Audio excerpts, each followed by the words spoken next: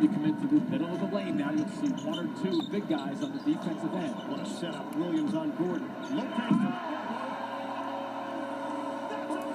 to poster against his twin. Brook Lopez, the rack attack. The extension was just terrific because. And I'll give you a minute to guess. And if you don't know, that was Brook Lopez versus the Hornets, posterizing his twin brother, Robin Lopez. And I remember that. That was unbelievable. Nets had so many good moments this season. But that was unbelievable, that moment. When he just, have that feeling. If you have a brother, just imagine playing in the NBA together. You obviously have a lot of bragging rights if you posterize your brother. I mean, that was just a tremendous. Brook Lopez has a tendency of doing that. Brook Lopez has to play to his height. Sometimes Brook Lopez's tendency to play lower than he normally. Like, Brook Lopez is 7'1". He's got to play that tall. He's got to go up, because if he extends that ball high, no one can block it in the NBA. Besides Roy Hibbert, of course. Who should the Nets build their offense around? Joe Johnson, Darren Williams, or Brook Lopez? Well, I think that I would want to build the offense around Brook Lopez. Give him the ball in the post. I know a lot of people, you're probably like, what are you saying, Brook Lopez? But I think if you give Brook Lopez the ball in the post, he's so versatile in the post. He can create his own shot. He forces double teams. He can even shoot over the double teams, make it in. Brook Lopez has a tremendous mid-range shot. It's one thing he developed. And I think that Brook Lopez, you give it to him in the post, causes a double team, he passes it out, and then you rotate the ball to your shooters and find either Darren, Joe, or Gerald while it's open for three. And if they're not open, give the ball to Blatch for mid-range, and he makes it in. That's what it should be around. And also, a bunch of pick and rolls with Darren Williams I want to see. Because when that worked out this season, Darren Williams has the ball point, Lopez hits the screen, then that brings over the double team, and then it leaves Brook Lopez open around the free throw line, and that's his mid-range shot. Lopez has to develop a three-point shot. He's so close to the line already. He should develop it.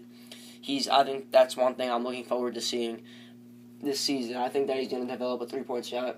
I've seen him in his shoot-arounds during the Nets pregame show. I've seen them showing Brook Lopez. He just takes the three-point shot. His normal release, he doesn't jump, and it goes in.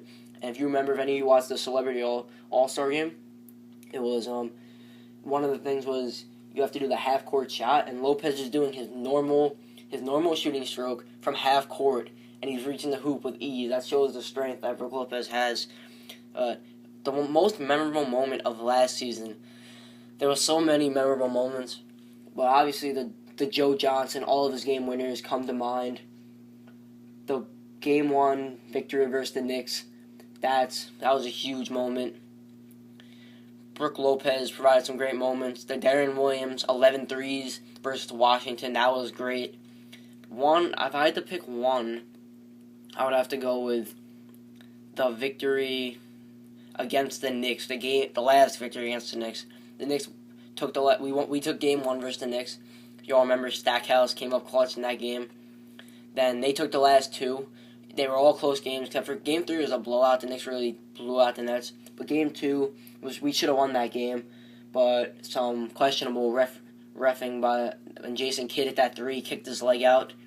Then he kicked Stackhouse, which they called it a foul on Stackhouse. But if you look at the rule book, if you kick your leg out, then it's a foul on the offensive player. So if he didn't make that in, then that should have been a Nets victory. But Game 4 was a really good game all game. The Nets really controlled. But it was close. The Nets were up by 8 for most of the game around that, and then the Knicks brought it to within 5 in the fourth quarter. Then it was a tie game. Nets ball. Then Joe Johnson comes up huge with that fade, if you remember that. Then Melo has the ball. I love watching that highlight. Melo has the ball one-on-one against Wallace, and I remember that air ball. He has that wide open jump shot. Wallace is on him, but he makes that shot in during the game. Then he just chokes and airballs it. That was so funny. Then J.R. Smith chucked up that long three that he almost banked in. Oh my God, that was one hell of a game. But Joe Johnson's game winners, of course, the one versus the Pistons. If you remember, I was not sure at all who the closer was on the Nets. That's one thing I was thinking. I'm like, this Nets team, we're not going to do anything. I tell everyone, the Nets aren't going to do anything. They said, what are you talking about? We have Joe, Darren, and Brooke. And I'd say, okay, who's going to close the game when it's in the playoffs, 2-point game? Who's going to hit that big shot that you need? Nets don't have anybody. Darren Williams couldn't do it. Then Brooke Lopez gets tired towards the end of the game. And big men get really tired towards the end. Then Joe Johnson, he hits that step back in double overtime versus the Pistons. I go to a school with a bunch of Knicks fans, and it's all Knicks fans. I'm the only real, true Nets fan, besides a couple of bandwagon fans. Then he hits that three, and they're like, he hits that step back jumper. Then they're like, oh, hey, one lucky game winner. Everyone gets a lucky game winner. Everyone gets a lucky game winner. Then it's versus the Wizards, double overtime. Again, fade away. It goes in. They're like, oh, another lucky game winner. He gets 2 lucky game winners, and you think you have a closer. Then versus the Knicks, that really shut them up. Versus the Knicks, when he hit that game winner against the Knicks, that really shut up all the Knicks fans about him not being a closer. I'm like, oh, yeah, so they said, oh, the Wizards and Pistons aren't good teams. I'm like, oh, so I guess the Knicks aren't a good team because Joe Johnson did it against your team also. And the one versus the Bucks was just tremendous. Oh, my God. It's like the Gary inning, looks like they're going to lose. They're down by 3. Darren Williams elbows Monte Ellis in the face. I remember that, but the game was over. Then we get the ball down by 3. Darren passes to Joe. He's at least a good 2 or 3 feet behind the 3-point line. He just throws it up. Looks like a chuck up, and it goes in. Then it's a tie game. And that sends it to overtime. Then in overtime, Joe gets the ball. He has Mbah Moute right in his face. Puts it up. Fade. Goes in. His fadeaway shot. He just shoots it over you. Joe Johnson's so hard to guard. And then this one I've really forgotten because it was probably the most heartbreaking game of the year. I always forget about this.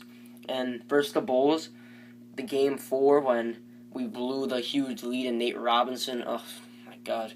I forever want to punch Nate Robinson in the face whenever I hear his name because of that game. That cost our season this year. We had a huge lead. We were up by 15 at the end of the third quarter, I'm pretty sure. I'm so happy. I'm going to Game 5, the game after this live. I'm like, oh my God, it's going to be the best game of the year, 2-2 tie. And then Nate Robinson goes off. And then C.J. Watson, they're up by 13 at this point. C.J. Watson's wide open dunk. Then he misses the dunk. Then my dad's just like, oh my God, those are the kind of things that cost you games. I'm like, don't worry, they're up by 13 with 4 minutes left. No way they can come back. Then when the league goes to within 5, my dad just looks at me. Cause he's not as big a Nets fan as I am. I'm a diehard Nets fan. He's just a fan. He's not like diehard like me. Like, I cried after that game because I couldn't take it. That was just terrible. That they blew it. And Nate Robinson shoots off one leg, and it goes in. He banks it in. Then it's in double overtime. Nate Robinson does that. He banks it in off one leg, and you're like, okay. I'm like, that's over. Excuse me, that was right, and that was in the first overtime, not in the double overtime. That shot. Then there's 1 second left. Joe Johnson gets to the inbound. He has the floater, and it goes in to tie. Joe Johnson did not give up that game. He couldn't do it towards the end. He was just, the Bulls had more depth on the bench than us. That showed towards the end of that game. Because Nazir Muhammad, like, who is that? He had a crucial rebound and dunk that really put a dagger in the Nets.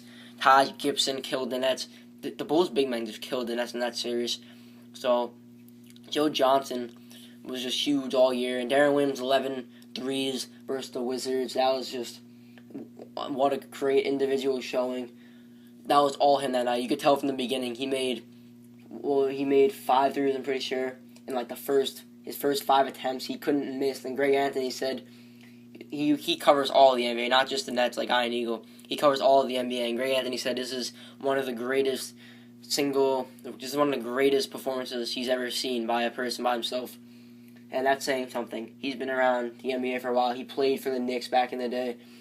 So that 11 threes, I remember, he couldn't miss. I thought he was going to break Kobe's record, honestly, but he couldn't get it done. He got tired towards the end. And that game, I also remember that game. Something that it's memorable, like, not like something not everyone would remember, but Reggie Evans couldn't make a free throw. They were doing Hacker Reggie versus the Wizards. I remember this.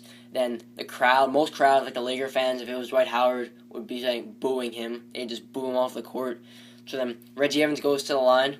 He's missing everything. Then he he makes the one, and the crowd's chanting Reggie for like 5 minutes. Then he makes the one, the crowd goes crazy, like if the Nets were to win Game 7 of the NBA Finals, that loud. Then he makes the second one, and the crowd just erupts. They take him out. Reggie Evans is putting his hands up, pumping the crowd up, and they're chanting Reggie. I remember that. That was awesome. And then Reggie Evans versus the Trailblazers. That was also a memorable game.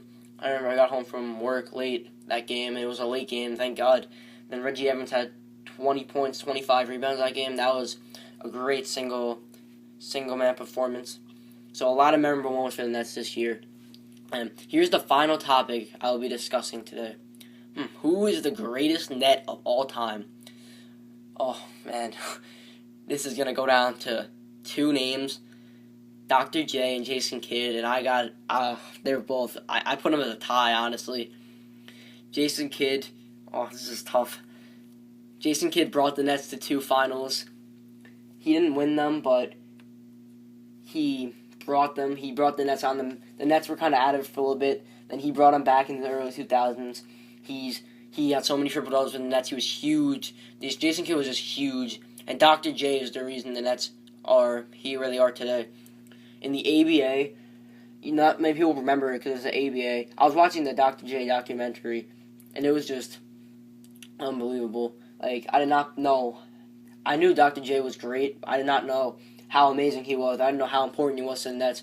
So if it was before that I watched that documentary, if any of you didn't watch it, you gotta watch it. It was on NBA TV. It was the Julius Erving documentary. I think it was called The Doctor. You gotta watch it. It's an hour and a half long, but it's worth every minute of it. Trust me. You just watch it. I give that 10 out of 10 rating.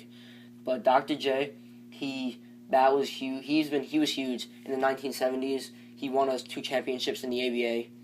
And then he went to the NBA, if you remember, the 76ers.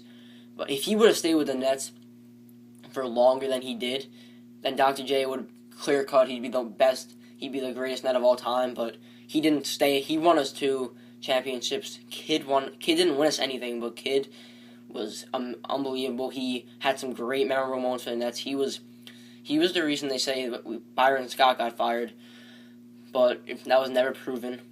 So I think I can't pick one. I cannot pick one. It's a tie between Jason Kidd and Julius Erving. If I had to, I can't. If I had to pick one, I would have to go with. I can't. If Kidd becomes our coach and wins us a championship as the coach, that changes everything. It's Kidd. But right now, Kidd not necessarily coaching the team yet. We're not sure about that. He's probably going to be the coach, honestly. But right now, it's a tie between Julius Erving and Jason Kidd. I cannot pick one. If you can, let me know why I cannot pick one. But some last thoughts. I want Jason Kidd to be the head coach of the Nets. I know I would like for it to be Brian Shaw and Jason Kidd as assistant, but that won't happen. I just want to see what Kidd can do. Kidd was huge for us as a player. He's a point guard. Like, point guards become coaches, they say, because of their ability, because they've been coaching their whole time while playing, pretty much. So I want to see Kidd become the coach, and I want to see what he can do. I want to see how him and Darren Williams coexist. I want to see he's going to have, if he becomes coach, you would have to have some experience around him, like Lawrence Frank, for example, he wanted to bring over. I want to see what Kidd can do. I believe if Kidd becomes our coach, I see Darren Williams being the team. I see Darren Williams being an MVP candidate. That's how much he'd be involved in the offense. I see Darren Williams becoming more of a distributor than being more aggressive. I see Darren Williams averaging 20 points, at least 20 points per game, and at least 9 or 10, maybe 11 assists per game.